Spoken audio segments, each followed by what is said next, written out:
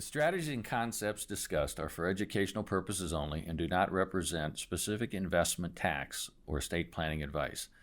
Investing carries an inherent element of risk, and it is in everyone's best interest to consult tax, legal, or an investment professional.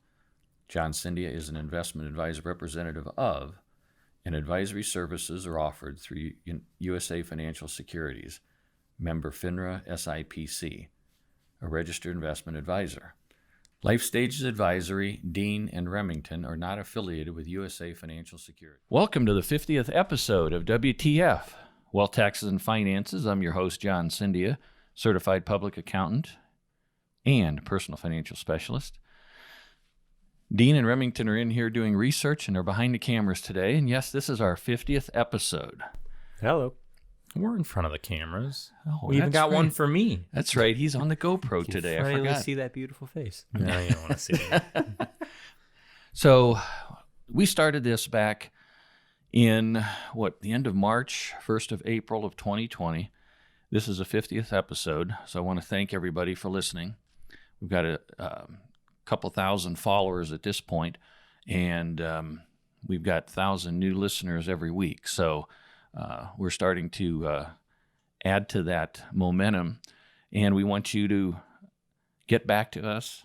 We want to do as much as we possibly can in this new year to give you new content, to give you relevant content, and things that are actually going to help you.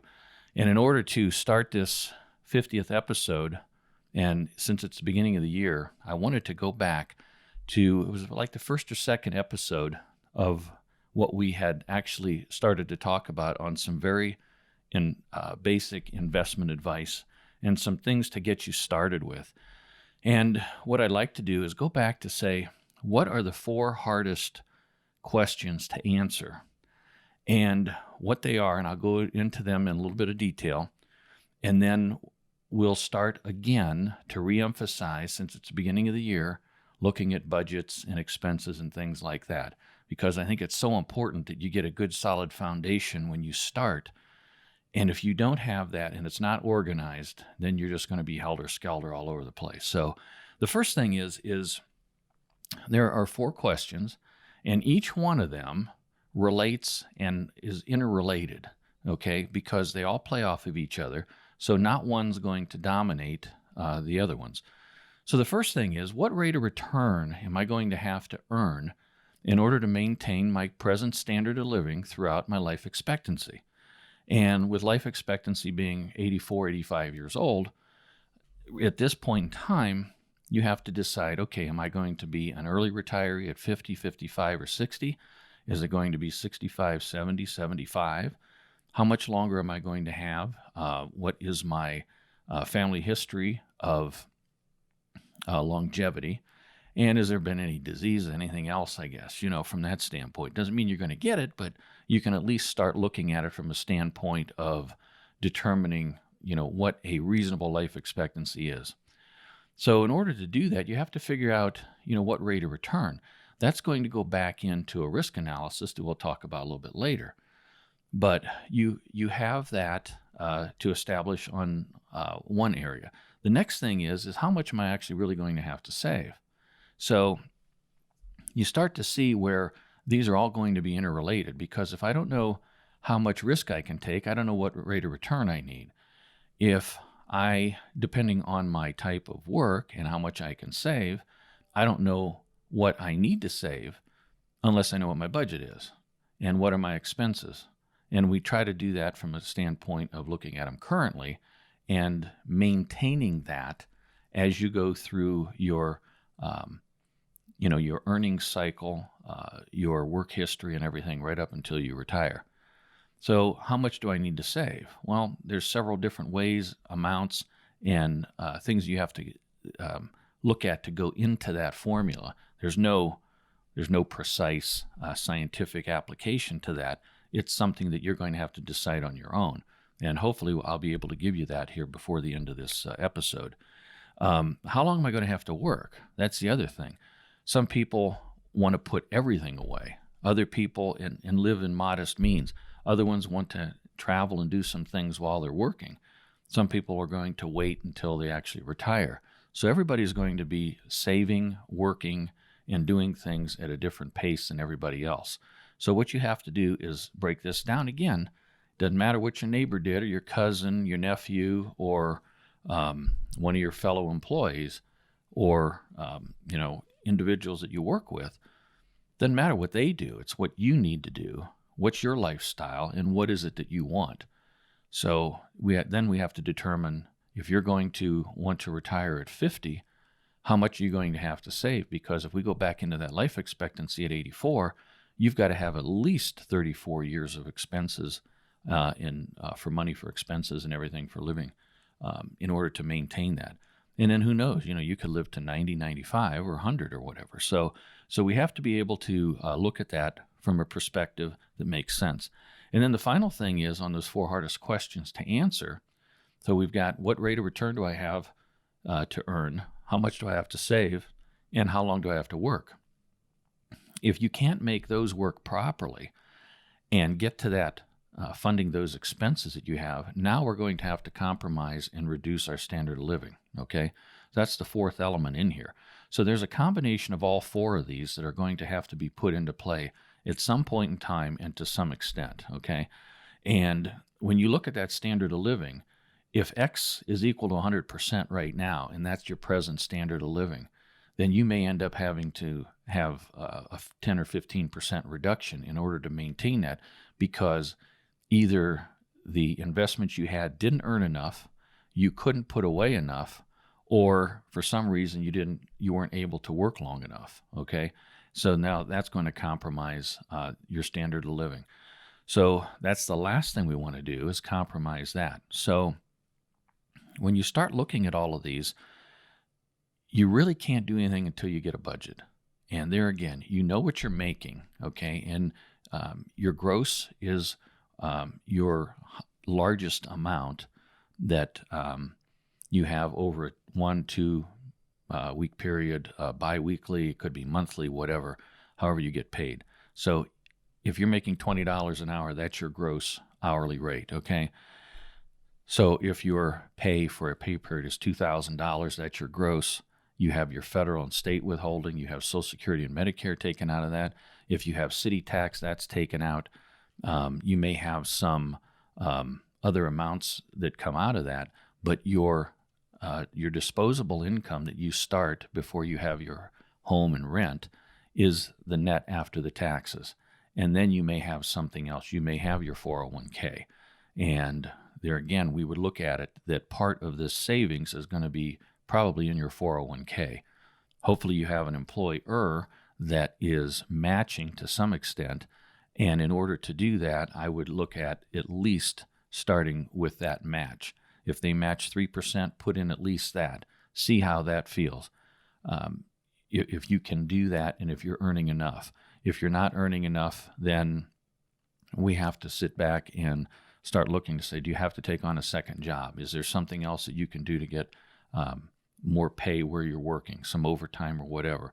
Because the sooner you start saving, the easier this is going to be. Because if you're able to save more and you reduce your expenses, you don't need to force your money to work that much harder. You don't need to take a lot of risk. So you can have something a little more conservative, still earn a decent rate of return, but you don't have to go into something that, geez, if I can't make 20 or 30%, it's very speculative, then I'll never be able to retire. And that's the wrong way to look at this. So there's a formula, and there's a combination of these 4 factors in here, between the rate of return, how long you have to work, how much you have to save, and whether or not I have to reduce my standard of living. There's going to be a combination of those that's going to be right for you.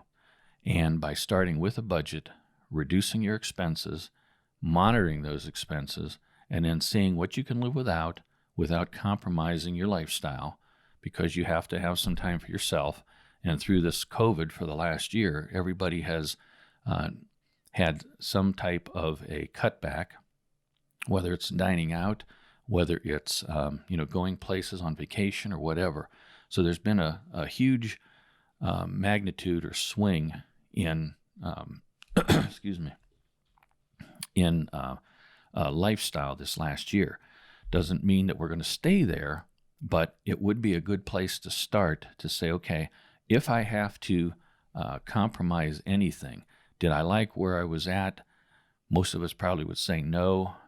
If I used to take 2 or 3 trips, can I just take 1 and be satisfied? If I haven't taken any, are there other things that I was able to do to save money during this? And has it hurt my lifestyle by putting that extra money away or saving that? And once you go through this past year, like I say, this COVID year, been rough on everybody in different ways, different circumstances, personally, physically, psychologically. And once you take that into consideration, I think this is the best time for a real gut check to say, okay, let's get started and do this. And whatever you start with, look at it from a standpoint to break this down. There's no magic number. 5% of your net, 10% of your net. Start with 1 hour out of your 8-hour pay that you get on a daily basis. If you make $10 an hour, you work 8 hours, that's $80. Try to put $10 of that away, or whatever that net check would be out of that 80. So whether it's a percentage, whether it's an hourly portion, if it's 1 day out of a week, 1 day out of a 2-week period, something that you are comfortable with to start saving. But the expense side is the most important, because until you record that and you get that down on either paper or an Excel sheet or something and really go through it diligently and see where the money is going, it doesn't have an impact until you put it to paper or on that Excel sheet. Once you do that, it will allow you to really evaluate where everything's been going on a daily, weekly, or monthly basis, maybe even quarterly. And what I would say is, if you get this thing, this is toward the end of January here when this is being shown. So you can start this February, go through everything for February. In March, track it, see how you've done. At that point, go ahead and adjust it. Maybe you go up a little bit on your savings. Maybe you can knock off some of the cable TV bill or something that you don't really need. Maybe there's something else that knock out. If you're going to save something on one end, try to knock out something on expenses on the other. Maybe you're not going to Starbucks and getting a coffee all 5 days during the week. Start at Monday, Wednesday, and Friday, or a Tuesday and a Thursday or something. But knock that back. Do something that's not really going to affect you from a, hopefully that's not a mental health aspect, but some people are going to have it as a habit. So what you want to do is monitor that, see where it's at, and look at it at the end of that month and see how much of an impact that's made on your savings and everything. But I encourage you guys to look at this. That is going to be your basic and your foundation going forward for everything else. And if you go back to our other episodes in the beginning, when we started this in March and April of 19, or 20, I guess wrong year here. We're in 21 now. If you go back into that point, you start seeing what was going on. Go back and review some of those other episodes, because we got the titles out there. They're all online. If you have any questions or anything, you can reach us at jcindia@lifestagesadvisory.com, and we'll have all of these posted onto the websites soon here. We're working on the YouTube, and we're going to have a lot more content for you here in the coming weeks that are going to be a little bit more specific about concentration on long-term care, on annuities, and cash value life insurance.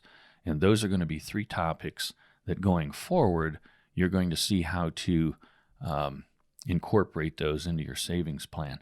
And that'll be the first 3 that we're going to hit, but we're going to have a lot more content for you going forward. So again, guys, I don't know if you have anything else to think about, but I know toward the end of last year, you were mentioning stuff before that,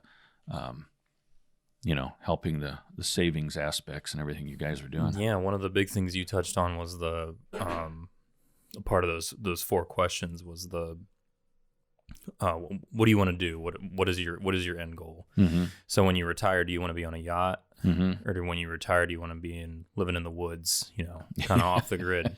So I know it's really hard, especially at my age, being really young, to decide right now what I want to do when I'm 65, 70 years old. I don't know. The wood sounds good right now. Yeah, right? the wood sounds okay right now, but maybe it is a yacht in the future. But if you know that in the future you want more, you want to drive a Lambo, whatever it is, you need to figure out what it's going to take to make that type of income. Mm-hmm.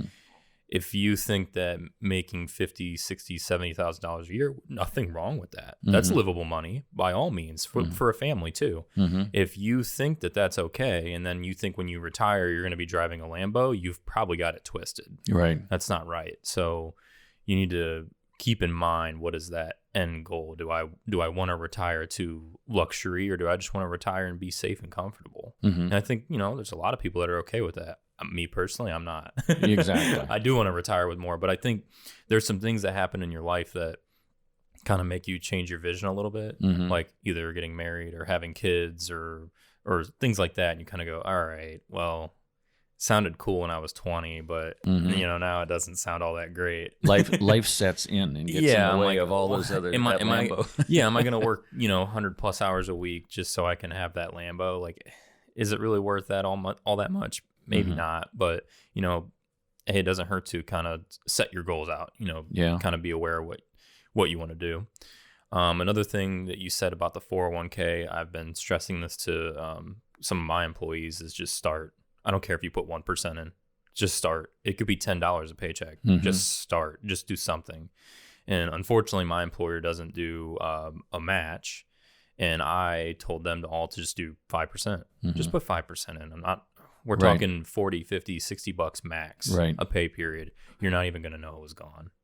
So that's really important, just to get started and just put something in Yeah. and just get that moving. And then in the future, you'll go, oh, I'm glad I started that when I was younger Yeah. and not when I was in my 30s or 40s. And then, you got to play catch up. Right. Like, that's my dad. He paid into a pension at a Mhm. previous job, and he was still is at threat to lose all of that money. Mm-hmm.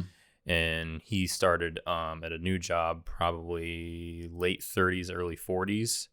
And the first thing he did, they matched up to 5%. He's putting like 12%, 13% in. Okay. So he's going like 15, 16% on his 401k right now, Yeah. just to kind of play catch up, because you don't know what else you're going to do. Sure.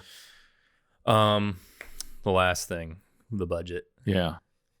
You mentioned Excel, writing it down. Mm-hmm.